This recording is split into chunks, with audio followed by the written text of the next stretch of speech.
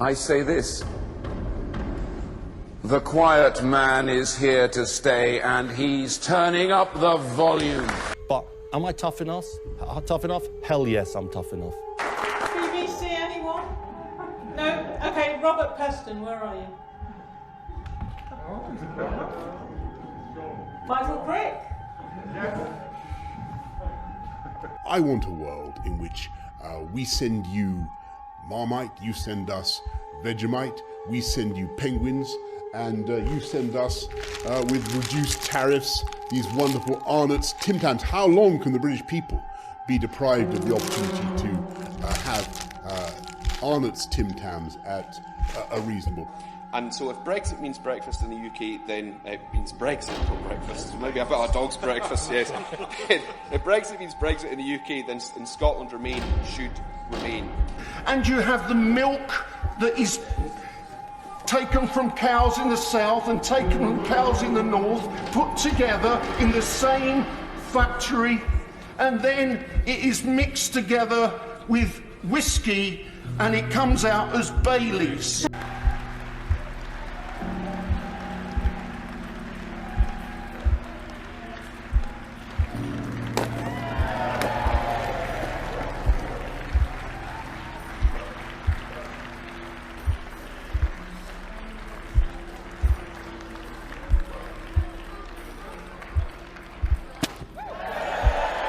Now, the ex-Conservative leader of Medway Council blamed the unpopularity of your government, cost of living plans, the planning changes, NHS failings. That's all down to you. A clear message from voters. What's going to change? Look, as I said, we've only had a quarter of the results in. Actually, we're making progress in key election battlegrounds like Peterborough, Bassetlaw, Sandwell. But the message I am hearing from people tonight is that they want us to focus on their priorities and they want us to deliver for them. And that's about halving inflation, growing the economy, reducing debt, cutting waiting lists and stopping the boats. That's what people care about. That's what they want us to deliver. And that's what I and the government are going to work very hard to do.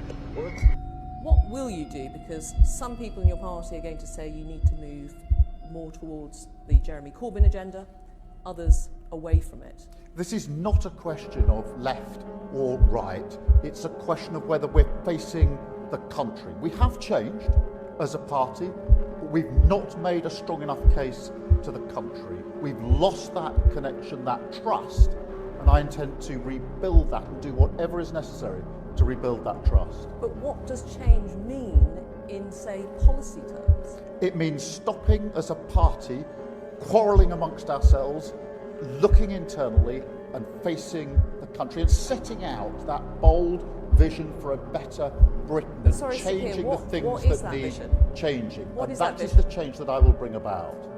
I want to see us eating more British food here in Britain. At the moment, we import 2/3 of all of our apples. We import 9/10 of all of our pears. We import 2/3 of our cheese. That is a disgrace. Under a Conservative government, Britain will lead the world in food, farming and the environment. In a fortnight, I'm going to Paris for the world's largest food trade fair, and I will be bigging up British products.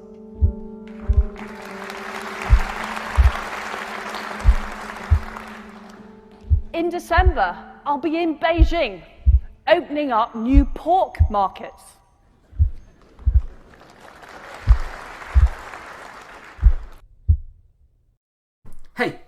Hey, it's alright, okay. Yep, you're back. Look, if you made it through that, don't worry. It was all just a horrible compilation made by an evil mastermind to weed out the viewers who aren't strong enough to face today's topic. Here we are then. The strongest SK the Crusader viewers and me, SK the Crusader. Do remember to like and subscribe and also check out the Patreon. You can get a free trial for 7 days now. Today, we're delving into a topic that really perplexes me because at university, and I don't know if I bring this up often, that is physics. And one of the things you get taught about when you do physics at university is statistics. And what that means is I'm an incredibly pompous ass about a lot of things, but it also means that when I encounter something that seems unlikely, I kind of want to know why that is. Normally people with my education are analysing weird anomalies in the cosmos and cool stuff like that, but me, with my softer skills, I watch politicians, especially British politicians, and that montage you saw at the beginning was really just scratching the surface. Some of them were slips of the tongue, others were just thrown in for fun, but all of it is representative of the kind of performance we've come to expect from our politicians, a real horror show.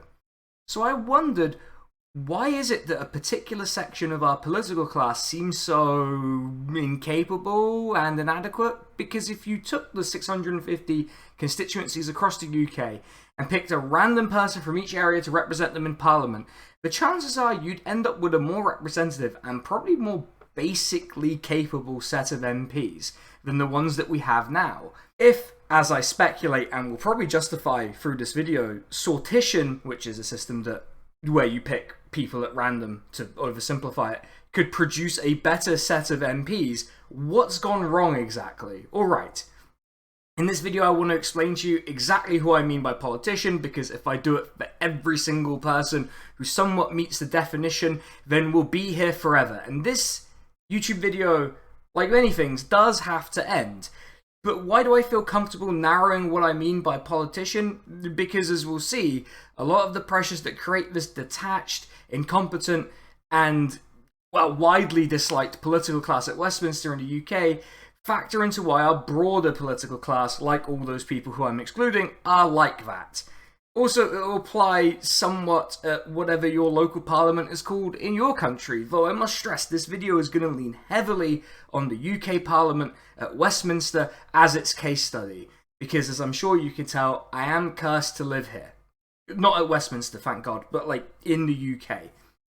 I'll also be taking a look at some of the consequences of this absence of quality in our political class, and why some of the solutions proposed probably won't work, or at least one of them definitely won't work. There was a sense of crisis in liberal democracies in the global north in the mid-2010s, and I think the low quality of politicians is an underlying significant issue relating to it, and that hasn't really been addressed, though I would argue that the mid-2010s wasn't really a crisis of democracy as such, but really a crisis for a specific group of insular and out-of-touch members of the political class, but we'll probably get to that, right? So that's the plan. Let's see if I manage to stick to it for once, but I'll stop stalling and start explaining myself to you all. This is a YouTube video, which means that there's a finite amount of ground I can cover, so I need to focus very specifically on a particular group of people, because politician is a category that can be pretty expansive even if you just narrow it in the UK to people who are elected or appointed to political office. That is a lot of people. Just to illustrate that, there's not just 650 members of Parliament, but 770 members of the House of Lords, 129 members of the Scottish Parliament, 90 in the Northern Irish Parliament, 60 in the Welsh Parliament. There are regional mayors, the London Assembly, at least 19,000 councillors. And I'm not even sure that number includes the parish councils and lower level, low stakes nonsense like that. Then there's the question of where we draw the line for politician. There could be a reasonable argument that being an officer within one of the political parties means that you are one.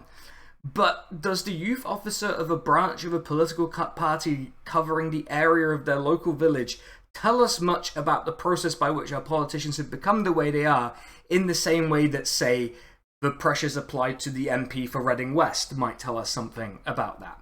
I don't think so, which is why I'm not going to flatten the internal party office holders into this, at least not as a direct target.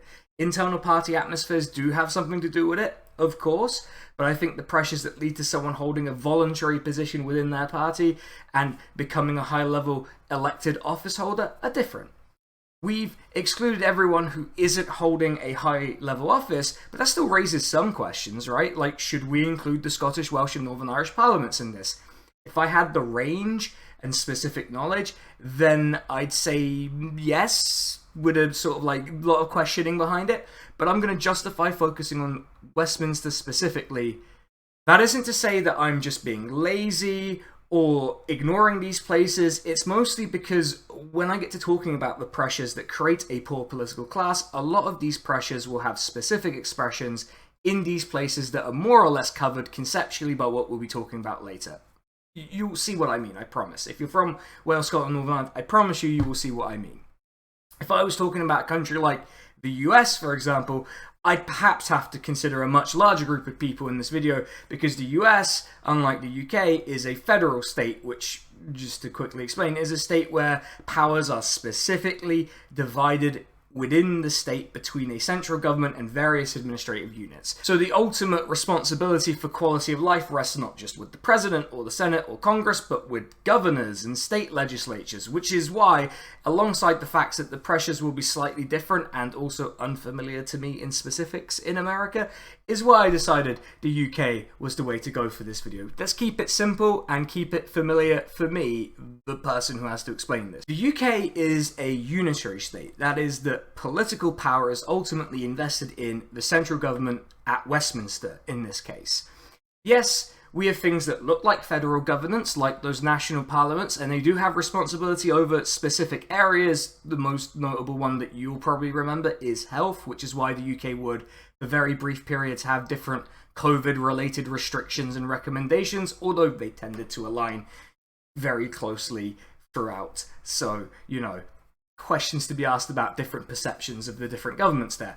But also it's worth noting that just because a state is unitary, that doesn't mean that the central government has to do everything, but it does mean that it's pretty much paying for everything, even if it doesn't directly administer it. I mean, it'd be a never-ending ball ache to manage the bins from Westminster, so they just let local councils do it, because local councils, in theory, know what bins need picking up when, or at least who to get to sort it out, even if it is fortnightly in a lot of places now. I'm not going to do a bin rant, I promise. That's not to say that there aren't deficiencies in quality, which is, I think, the nicest way to put it, at the council level, because there absolutely are, and they're important since the UK government delegates so much of the day-to-day of people's lives to councils of various sizes. It's just that the factors that produce bad elite politicians have, again, a significant overlap with the factors that produce bad councils and bad councillors. So I'm really reducing the amount of work we have to do later by just sort of simplifying our equation here. So we've established that we're focusing on Westminster, but there's one more wrinkle we need to iron out. Westminster has the famous House of Commons, you know, the one where all the MPs sound like farm animals and the Prime Minister gets yelled at once a week. But ultimately nothing comes of it, despite Liberals being obsessed with Prime Minister's questions. But there's another part of it, which is the House of Lords. The Lords' role in UK politics is something that I think is kind of obscure to a lot of people, even people whose job it is to be politicians. There was the spectacle recently of Labour refusing to block a bill in the Lords because they believed the Lords couldn't do that, or at least that's what they said. The fact is that the Lords can be quite an obstacle to the passing of laws. They can amend laws, and while the Commons generally is regarded as having the supremacy, it can and does wield a lot of power. It may not exercise all of them due to conventions, but if no one's going to get punished for breaking the convention, does the convention really matter? Open question to you all, really. The Lords are clearly important and they're significant political actors. The quality of the members of House of Lords varies from people I think would probably do an okay job as a member of an elected political body to obviously unfit to influence the laws of the land. So why am I excluding them from this? Well, if we still had almost completely hereditary House of Lords, I'd just refer you back to my video on the monarchy, because the truth is that the randomness in quality in monarchs is pretty much the same functional issue as with hereditary peers. Instead, we have only 91 hereditary peers, and there's about a couple of dozen of what's called Lords Spiritual, who are bishops of the Church of England, who sit in the Lords until they leave their ecclesiastical office, as opposed to for the rest of their life, which is the case for the other Lords. And most of the Lords are made up of political appointees, or former MPs themselves. For example, the three largest groups in the House of Commons would usually get to appoint, or as is technically the case, advise the King to appoint people to the Lords on the understanding that they'd attend regularly and conduct official party group business, like being a Lord's spokesperson on a given issue, or a whip, or whatever, right? Now that's usually the case, but the third largest political group in the country at the moment, the SNP, doesn't appoint people to the Lords because they think the Lords are dumb. They want to abolish it, and I agree with that. So while it's going to be a little tiny bit unfair to lump in the SNP with Labour and the Tories when we do go into the video, at least with regards to my ignoring of the Lords in this analysis, just understand that the SNP MPs can be terrible too. There are plenty of examples of that. There are also a number of occasions where Lords can be appointed, like when a Prime Minister resigns. They get something called a resignations honour, which are really just a way to reward political loyalists, which in Boris Johnson's case led to a 29-year-old woman being given a lifetime political appointment where she gets to have powers over the laws of the land. Same age as me, by the way. Her name's Charlotte Owen, and if you type her name into Google, the words Boris Johnson daughter get suggested to you. I'm not saying anything, I just think it's funny to note that. My point is that the low quality of the Lords is directly tied into the pressures and filters it plays for our elected politicians, since that's the body that the Lords are drawn from, and also really who gets to decide who becomes a Lord. So I'm proposing that we talk very specifically about members of the House of Commons as a kind of elite elected political class that's been produced by a series of filters and who are subjected to particular pressures that mean that the UK public is almost always unrepresented, or at least their opinions are always unrepresented, or even just poorly served in general by their MPs. Just as a note before we really get into all of this, a lot of the issues and filters I'm talking about will apply across the Anglophonic world and even beyond. There will be specific local versions of the things I'm talking about, but what I'll do in this case is try to make the commentary as generic as possible, but use the UK as the case study. I'm sure that a lot of what I mention will feel familiar no matter where you are. I'll also make the point before someone decides to get cute in the comments, I'm not treating this as a problem of policy positions or ideology of MPs. I don't really see this as a left-right partisan issue because all MPs from all parties are subjected to these filters and to varying degrees of the pressures we'll talk about as we go through the video. So with all that, I think we can finally start the good bit of the video. So let's do that. There's a concept that's explored in a Kurzgesagt video. I know Kurzgesagt is bad actually, but just stick with me, okay? There's a video they did about the Great Filter. The Great Filter is a posited answer to the Fermi paradox, which asks that if life is so common, then where are all the aliens? Surely we would have seen or detected some evidence of some complex societies. My background's in physics, as I mentioned, so let me just say that there are a lot of ideas around this question, but the one explored in that video is the idea of great filters, which are substantial challenges that are basically impossible for life to surmount. And depending on where the filter is, we might be screwed or we might be golden. For example, if the filter's behind us, like say the formation of eukaryotic life, then everything is good for us. But complex life as we understand it simply has a low chance of existing, right?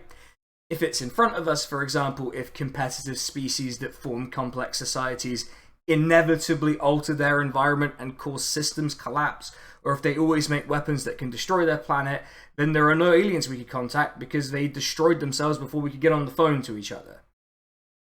And you know, that's kind of sad now that I think about it. Rip to our alien siblings. I mean, I'd pour one out, but the floor in here is carpet, so I'm not gonna do that. But you can feel free to pull one out in the comments. This idea is useful to us because becoming an MP, at least a typical MP, who I think it's fair to say that when we think of a typical MP, we tend to think of someone who is really bad at the job.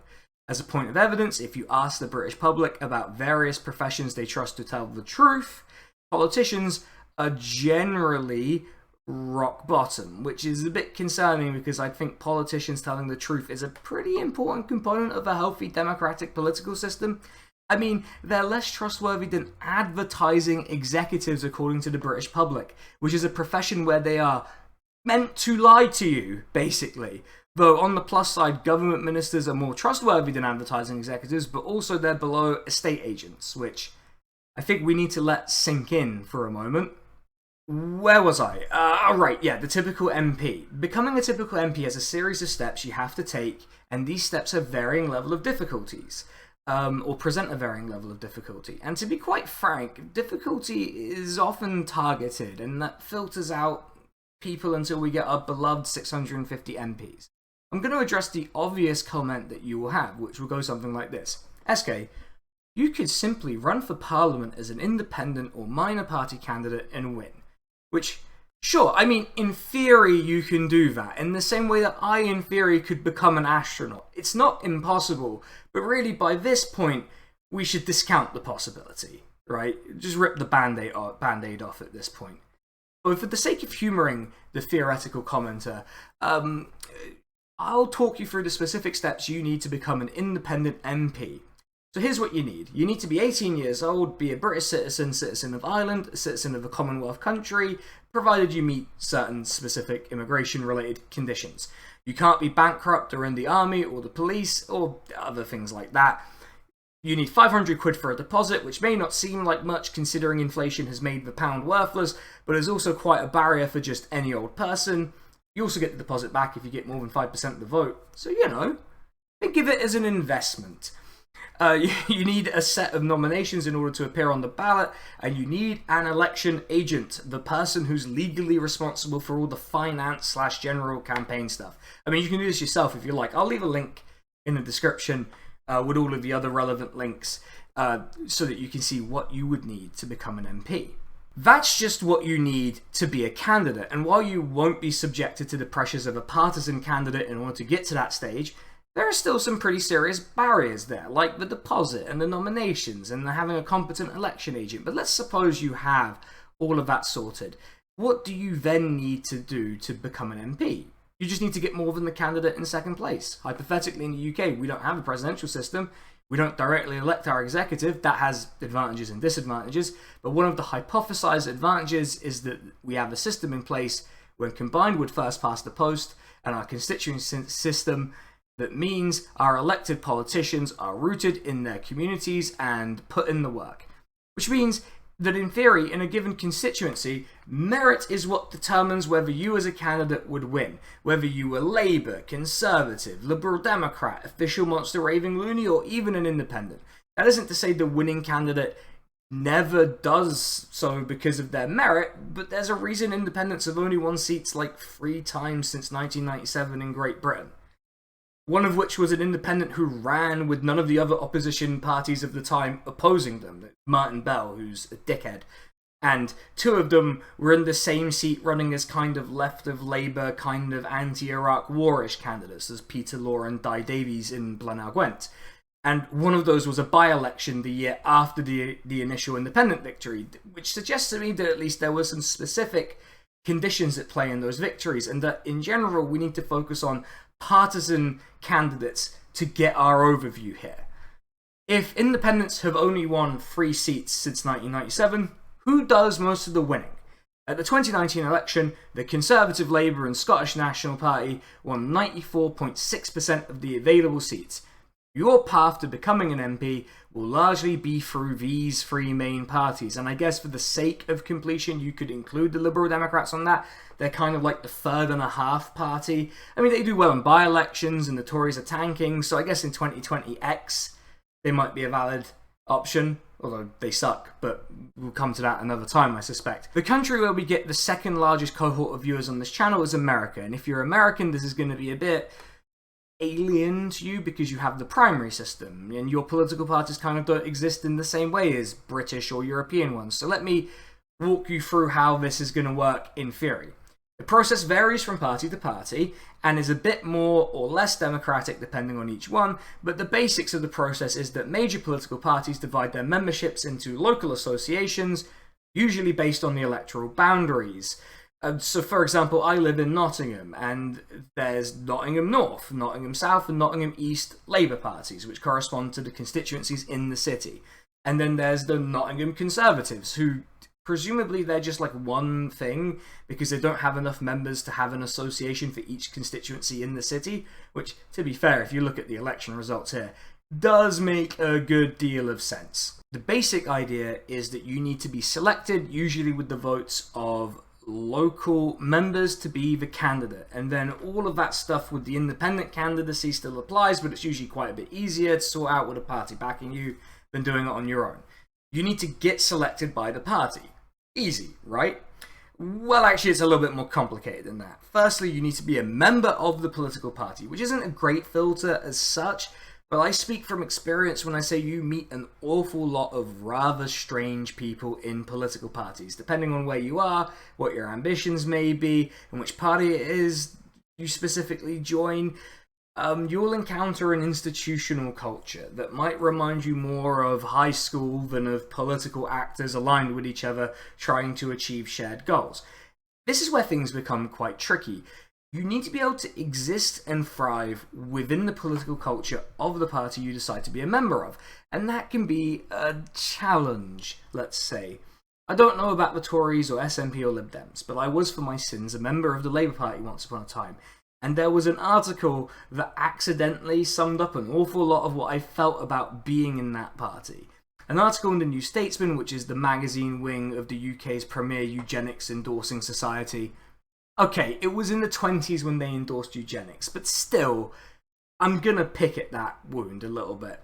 The article's title really says it all. Celebrating Labour's Nepo babies, which is just totally exhausting as a premise.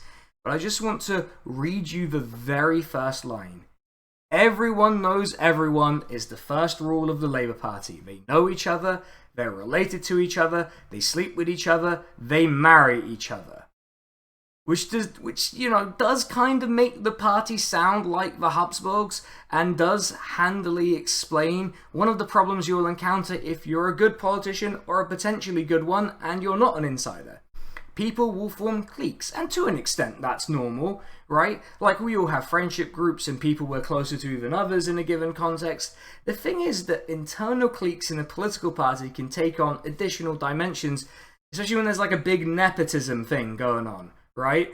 On top of all of the other stuff. So say you're a potentially good politician and you just happen to be in the wrong clique in the wrong place, well, that's your great filter in the party system, to be honest. Even if you get past that, you might well fail to get onto the list of approved potential candidates, which recently has been more of a problem in the UK because a particular political party has been really invested in keeping certain types of people off candidate shortlists. That party's leadership may well be subjected to particular pressures to do that, either rewarding loyalists, press pressure to keep certain ideas out of elected office, or just plain old paranoia about the potential power the leader can project in the party group in Parliament. Which, if you were the kind of person who says things like, I will change the things that need to be changed, and that is the change I will bring about, might be a little tiny bit of a problem.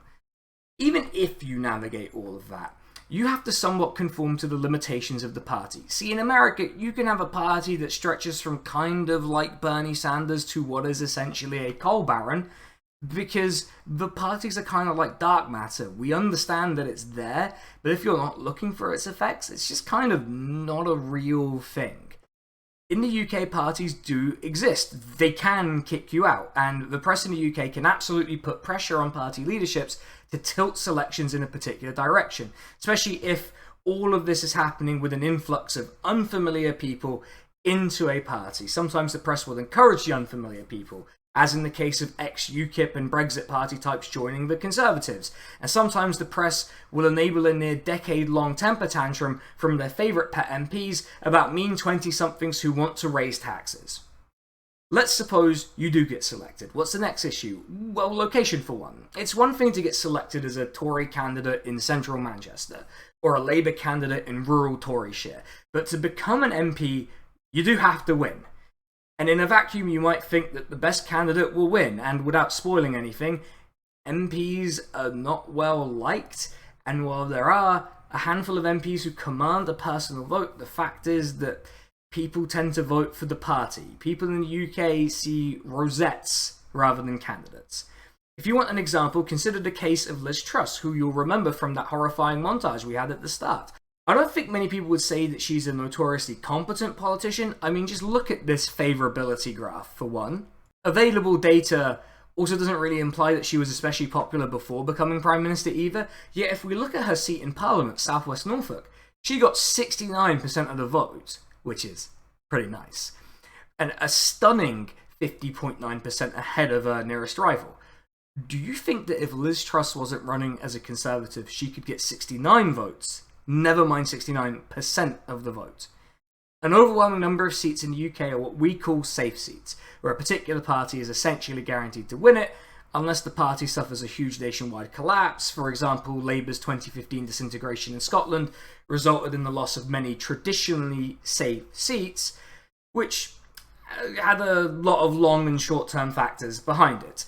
But most elections don't have such dramatic movements, so if you're Liz Truss, you can feel relatively safe in the same way that notoriously awful Labour MP Hilary Benn, who likes bombing random countries in the Middle East, can feel relatively safe with his 39.1% majority in Leeds Central. That's not to say that there aren't MPs in safe seats who put in the work or even try to be good, but it does rather feel like the exception rather than the rule.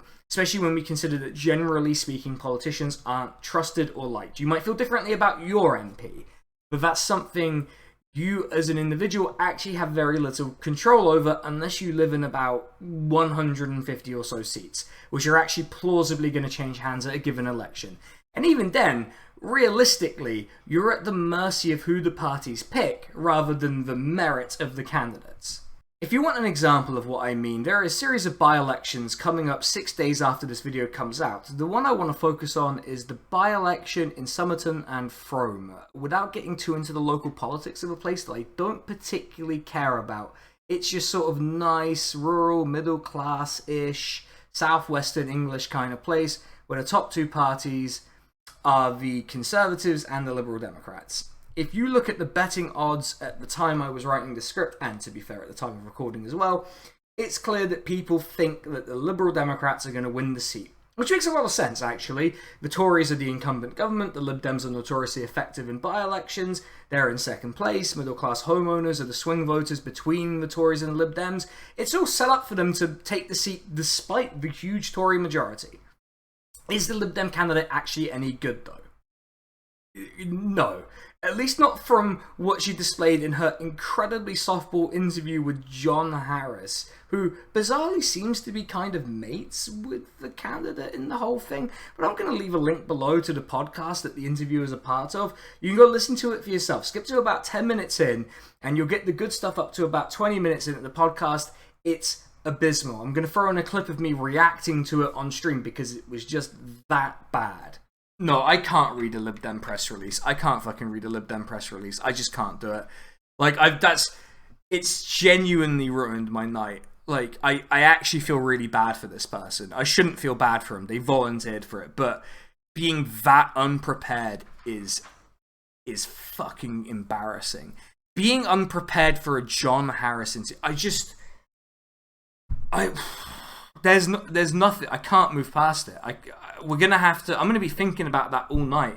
I'm gonna have an anxiety nightmare about this. It's so bad. The amazing thing is, despite that horrible performance and the fact that she's clearly well out of her depth, she'd probably still be in the top 50% of MPs in Parliament.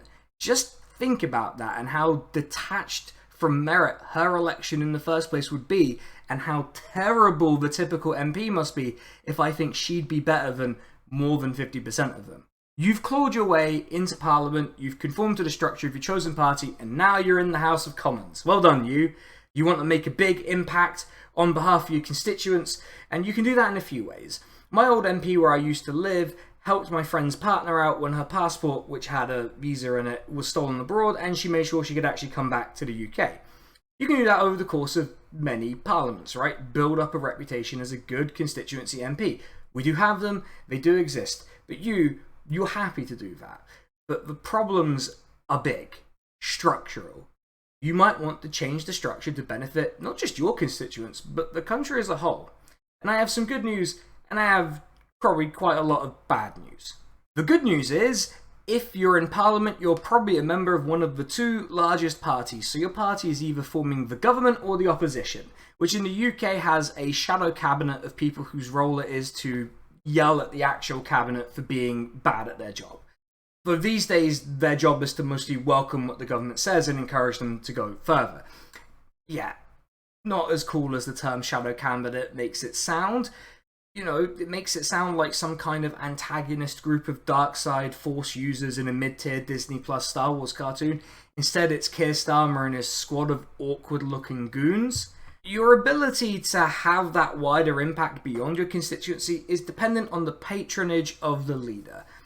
UK politics, as in every country, is a bit of a rough game, and a lot of the time, loyalty is privileged over competence. So the chances are, if you happen to be ideologically aligned with your party's leader, you might have a shot at getting into those higher profile positions and impacting on the national level.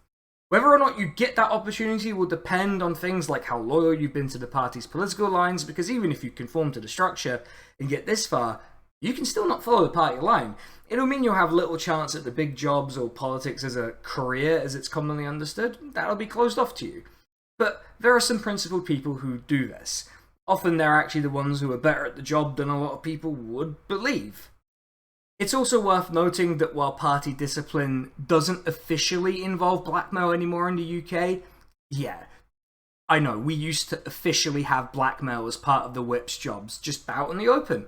The fact that a spreadsheet got leaked from the Tories with a bunch of what I will euphemistically refer to as varying levels of misconduct, ranging from extramarital affairs to things that sound a lot like harassing junior employees, it's safe to say that the actual institution of Parliament may be a toxic work environment. In fact, one of the MPs I regard as comfortably above the statistical average in terms of their competence, Mary Black, is leaving Parliament at the next election.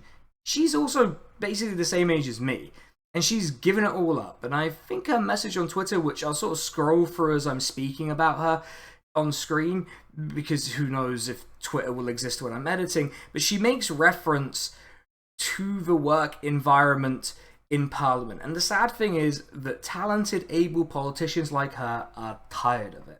The kind of person who succeeds in a toxic workplace or who can survive in one is usually not the kind of person I would think would have the best interests of the public at heart, which is, after all, the hypothetical thing that politicians are meant to be doing. Of course, there are MPs who have had long careers, who have a reputation of being good MPs, but those, again, are exceptions rather than rules. Most MPs are perceived as, and I agree with this perception, grubby careerists who not only put up with, but propagate the toxicity of the environment they work in outwards into wider politics. This leads nicely to the part of it that we all have to live with, which is the consequences of all these filters that prevent good politicians from being a thing. I'd like to draw your attention to this YouGov poll tracking the popularity of individual politicians in the UK. Do you notice anything? The one with the most people approving of them only has 30% approving of them. A lot of the most popular politicians in the UK range between 23 and 30%, and all of the active or recently senior politicians in Parliament have a net negative rating, except one who's not really in Parliament, but it's Andy Burnham, presumably because his fame is about 25% lower than his peers on the list. Part of this is because these are nationwide numbers. Those that have a specific constituency they represent, like Sadiq Khan as Mayor of London, may well be more liked among the people they represent. But this blends into a wider issue, which I'll mention in a bit. But for now, it looks like the British senior political class is pretty disliked, and I'm trying very hard not to address the Jeremy Corbyn elephant in the room in that poll, both because his ratings are net negative and because I think he has kind of a unique positioning in UK politics. So just, okay, be cool about it. That being said, he is commonly regarded as a good constituency MP, and you might say he's an example of someone who got through the filters, and look what his numbers are like. They're not exactly great. If you want a point of comparison, take a look at the American YouGov equivalent poll. By the time you get to the first active politician who holds office, Bernie Sanders, he has an approval of 50%, which is a lot better than the UK equivalent. I mean equivalent in terms of being the most popular office holder, by the way. I'm not saying that Bernie and Jezza are the same, because Jezza is better. Sorry, Americans, the truth kind of hurts on that one. This isn't to say that America's political class is better because they're more liked in polling. Remember, there were filters at play that meant, one, Bernie is an independent, and two, prevented him from winning the Democratic nomination despite that popularity. I'm just saying, your political class is bad too, even for some of the same reasons that ours are bad. So, you know, I guess misery loves company. My point is linked to what I was saying all the way back in that introductory part of the video. which is that if we have such a reviled political class, then something somewhere has probably gone wrong. Sure, there are good MPs who are good at being MPs, and some politicians who I even think are good national figures. But the way things have polarized has meant that everyone basically dislikes most of the political class. This has some pretty serious impacts. For example, it fosters a hostility in interactions between the public and politicians, which, whatever you may think of either party, doesn't exactly create goodwill between elected officials and constituents. This hostility creates both metaphorical and literal distance, and given the recent safety issues around MPs, some of the anxiety is a little justified, but this runs counter to the hypothetical role that our elite elected politicians are supposed to occupy. On the individual level, we end up with a particular type of person as a politician. If you look at, for example, the jobs that MPs have before they become MPs, it maybe gives us a clue as to who thrives in this toxic atmosphere.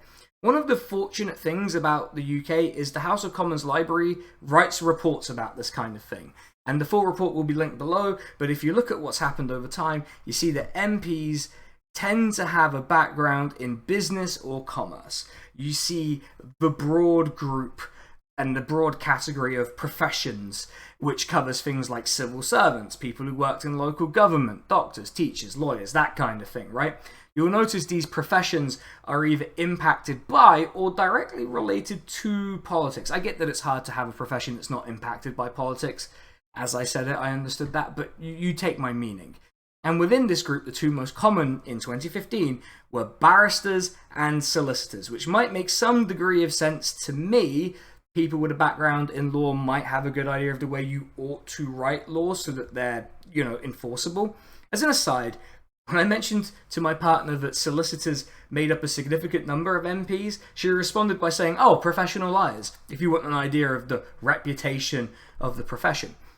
Whatever, but this parliament that is significantly made up of business people, lawyers, and a significant number of political activists and organisers and career politicians, the issue with that is that we have this toxic environment, and then we have people who tend to thrive in that because they're immersed in it. This attracts even more of that kind of person who thrives in that environment, as we're about to see. If you look at the 2017 and 2019 elections and the new MPs who got elected then, an overwhelming proportion were either from what the report calls an instrumental background, which is not, people who do cool guitar solos. What it actually means is various types of political people, like councillors, who, we mentioned them earlier, think tank brains, trade unionists, though that's just the Labour Party, and despite the fact that they're connected to the Labour machine, I do think that is a tiny bit different, and journalists. That isn't to say that everyone from these backgrounds is toxic or propagating toxicity among the UK's elected elite political class, right? But it absolutely does factor into a wider disillusionment with politics. If you look at UK electoral turnout over time, since the most recent peak in 1992, where 77.7% of the electorate voted, which was pretty typical, within the post-war range of between 72 and 84%. Only 2 occasions out of the 8 major UK-wide votes have had turnout over 70%. The EU membership referendum and the 1997 election, where Labour won its famous landslide and turnout was 71.4. It was followed by the 2001 election, where turnout was 59.4. The closest we've got, by the way, to a general election where turnout was above 70% was the 2017 election at 68.8%. We can round that to 69. I think it's okay to round that to 69 when we talk about it. The UK's political class is struggling, or perhaps even deliberately failing, to get people to care. And to be honest, why should they? MPs routinely carry themselves like oafs and get into frankly embarrassing public spats where they overreact to the tiniest criticism. I do get it. Criticism sucks, and there's been a pretty intense political atmosphere in the UK where elected politicians' safety has been a relevant topic, but also they just come across as unpleasant. I don't really want to individualize this too much because that doesn't really tell us anything. But one exchange sticks out in my mind between Aaron Bastani, who, he's either dropping the worst take you've ever seen or is kind of playing it safe, and Stella Carisi, who is notorious, I would say, for her use of social media for good and bad. just going to leave that as that. In these tweets, we see Aaron Bastani make what is a rather anodyne observation. In fact, it's one that I made more than 2 years ago in my first ever video. You should check that out, by the way. Which is that a lot of the public perception of toxicity in politics originates not just at the extremes, but also from those professing to be in the political centre, which is a simple observation of the kinds of characters that are prominent within it. Not just in the UK, but elsewhere in the Anglosphere. It's really just kind of an unobjectionable observation. Then you have the response, and I want you to bear in mind that these are the same people who will desperately call anyone who responds to them even slightly harshly in criticism as bullies and trolls. Now, she might, and I recall she did, claim that the 4-letter word wasn't the one I'm thinking of, that I won't say for YouTube algorithm-y reasons. Even so, it's a pretty absurd and unnecessarily confrontational reaction to what is a pretty harmless run-of-the-mill opinion from a journalist. I've said it before on basically every platform I'm on, but if you as an MP can't handle social media, just hand it off to a member of staff or don't be as online. Otherwise, some people would be right in thinking you're not entirely fit for the role of MP. At the end of the day, that's your constituents' choice, but as we've seen, electorates tend to see rosettes instead of extremely angry tweets that maybe are responding to something that hits a little close to home and maybe proves the original point being made. The other consequence of this is that the political offering we get is, if not exactly an accurate description of it, but it does feel as if it's a kind of, they're all the same. And that's why it felt a little unfair to lump the SNP into all of this, because while it's a party that governs in a neoliberal way, if nothing else, leaving the UK is at least a bit different. But also, they are subjected to both pressures in Scotland and Westminster, whether they care to admit it or not. The worst part of this, though, is that a lot of the offering looks what I'd describe as woefully inadequate. And that's not just because of the policies on offer, but in the way they're presented and are likely to be implemented, and the reaction of those politicians when they're challenged by, usually friendly, by the way, journalists. It's not a reasonable reaction to being questioned about your policies, to reference the supporters of a politician who hasn't held a frontline role in over 3 years and tell them to dry their eyes. That's right, I'm talking about the haunted hamburglar himself, Wes Streeting. You'd think in a country with 65 million people in it that we'd be able to produce at least 300 or so people who look like they could actually function in a normal working environment. But instead, we look like we're heading towards 500 or so Wes Streeting and Michael Gove clones, which is pretty harrowing thought, I'd say, if we were being honest. There's an agreement across the political spectrum that our politicians aren't great. If it's not borne out in those popularity figures, then look no further than Humpty Dumpty impersonator Sajid Javid.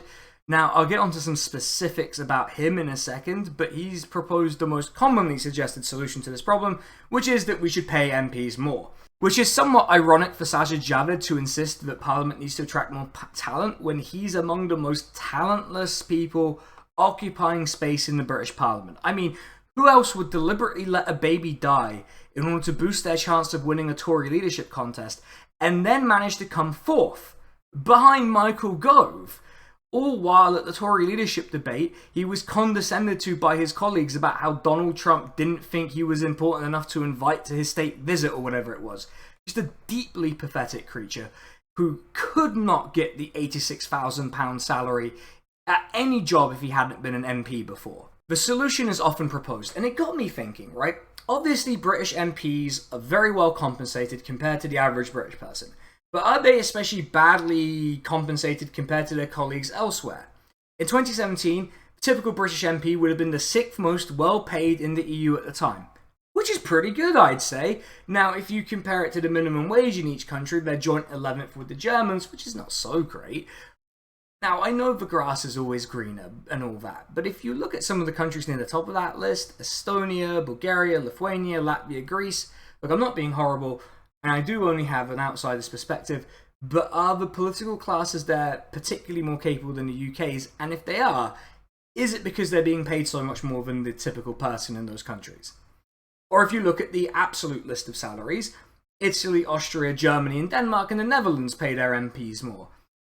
Again, the grass is always greener, but do we really think that if they have a better public sphere, is it because of the higher salary?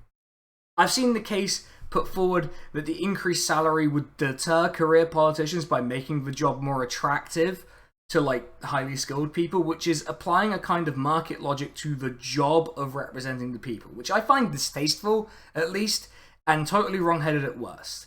Like, the deterrence to good or quality MPs is not the pay. There's a reason why there is not a section of this video dedicated to, oh, woe is the MPs on £86,000 a fucking year. You know, there's a reason for that. And all things considered, they also get a really, really, really generous expenses package. This is a failure to understand what the filters at play actually are. As we've seen, MPs are increasingly being drawn from political activists, business people, lawyers. People who are more than able to thrive in the notoriously toxic atmosphere of Westminster, encouraged by their political parties. If you were serious about solving the problems and wanting to get more quality people into Parliament, you'd have to address something that's kind of controversial, as it turns out, which is the political parties, the atmospheres within them, and the selection processes within them, which, if you're in the UK, you will remember that the last significant attempt to do anything about this resulted in wailing fury from the worst people in the country. So we might just be left with a couple of options. One is, go make your own party, which is an idea, and I'll be thinking about it in a video I'm doing in about a month. But the short version is, good luck with that. And I really, really do mean that. That was flippant of me, but I do mean that. Like, really, good luck. If you can end the Labour Party, please end it. The other is to find non-partisan candidates who actually have merits. But then we run into a problem, right? How do we decide who has merit? Where do we go to even find the kind of person who could be a successful non-partisan candidate? I do hate ending a video with more questions, but these are the things those of us interested in electoral outcomes, electoralism, and all these other things have to wrestle with, since the path to improving our elected political class through the political parties is probably blocked. I mean, I've totally written off the Tories for one, but all the other ones are just complete nightmares. That's not a bright note to end the video on, but I promise some of the groundwork here will be built on in a future video at some point. Thanks for watching, everyone, and also a special thank you to my partner who proofread the script, and really, it was a long one, so really well done to her. Everyone say well done to her in the comments. And also, if you have made it to the end of the video, do subscribe, do like, do all the YouTube algorithm-y things. And also, I want to do a shout out to my top tier patrons, Drone Riff, Mercutio, Kazli Shider, John N, at the very top tier.